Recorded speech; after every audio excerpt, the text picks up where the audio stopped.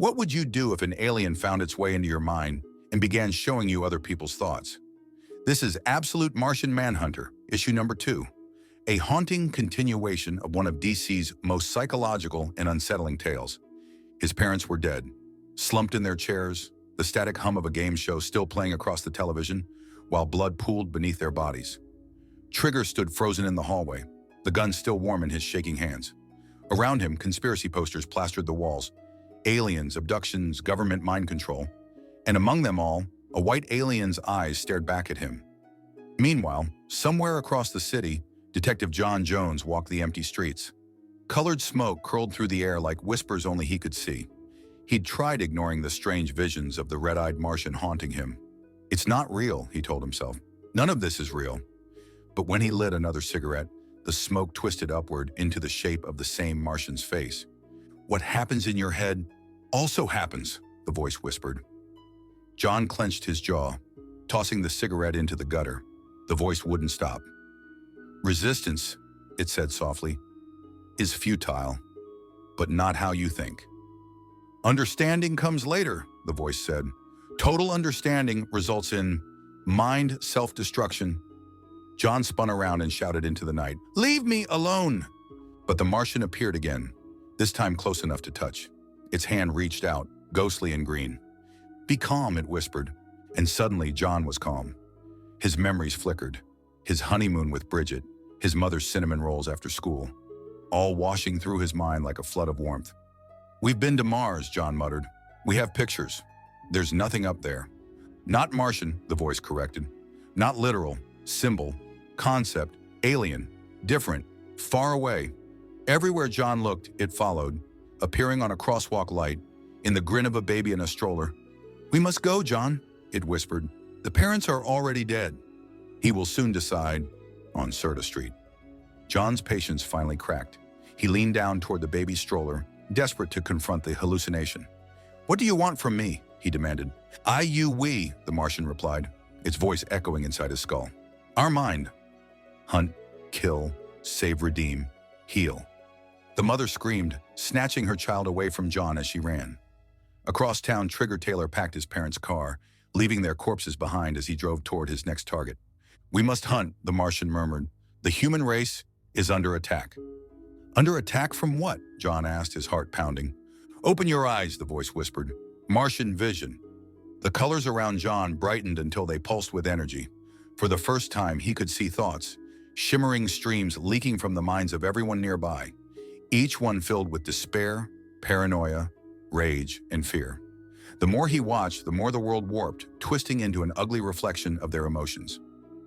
"Sociotoxic buildup," the Martian explained. "The planet is poisoned by bad minds." John turned, his eyes falling on a psychic's storefront. Inside, a statue of Sheba smiled, and within it, the Martian's face appeared. "Complete psychoplanetary collapse. Imminent," it warned. "Responsible entity must be hunted, killed, healed." John's breath trembled. He didn't fully understand, but he kept walking. "Repeat," the Martian whispered. "Cannot understand." "Not yet. Consciousness expansion in progress." John sat down on a curb, rubbing his temples as more thoughts swirled around him. He tried lighting another cigarette, but even the mailbox beside him warped into the Martian's form. "What do you want from me?" John asked again. "Partner, alley roommate, friend," the voice said. "Time is short." Trigger has reached Little Damascus. John's vision expanded once again. He saw Trigger, driving fast, muttering to himself about invaders. The man's thoughts were sharp, filled with delusion. Aliens hiding in plain sight. They look human, but they're not. Moments later, Trigger stepped out of his car and began shooting.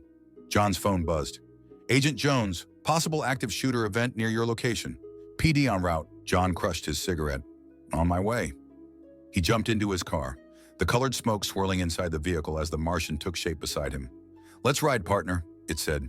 "Spooky action heroes at a distance." Gunfire rattled through the streets. Trigger walked calmly, his rifle barking with every pull of the trigger. "They walk around hoping we won't notice," he muttered. "But I notice."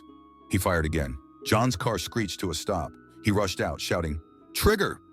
The Martian's form vanished, jumping from John's mind into Trigger's. The gunman froze for a moment, confused, as the voice echoed inside his own head. "Trigger Taylor," John said gently. "It's me."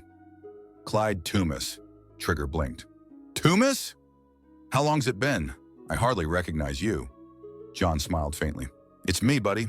Put the gun down. We can talk." For a moment, Trigger hesitated. Then the Martian's energy surged, probing through his memories. Camping trips, paranoia, the moment he first saw the poster of the White Martian. The infection began there. Inside Trigger's mind, the Martian found it, a dark shape writhing in the void. "Level 18 delusion," the Martian said. "Brain rotter, us versus them virus. Very delicate." Red light flashed through John's eyes as the Martian burned the dark thought away. Trigger gasped, his body shaking.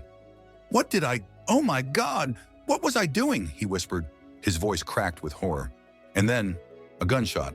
The local PD, arriving late to the scene, fired. The bullet tore through Trigger's skull. John didn't move. He could see Trigger's final thoughts spilling out into the air. Bright colors fading into nothing. But within them, the Martian saw something else. Trigger's last memory, standing before the poster of a white alien, watching it twist, morph, and crawl into his mind. That night, John returned home. The house was quiet. His wife stirred slightly as he slid into bed beside her. He stared at the ceiling. His pupils reflected the green glow of the Martian's eyes. They were one now. And for the first time, John realized the truth. The White Martian had arrived, and it wasn't just in Trigger's mind. It was here, on Earth, inside them all. And that concludes issue number 2 of Absolute Martian Manhunter. The White Martian has come, not to conquer humanity, but to end it. Can John and the Green Martian stop the infection before it spreads any further? If you enjoyed today's story, make sure to like, comment, and subscribe. It helps more than you know. This is Vault 713, and we'll see you next time for issue number 3.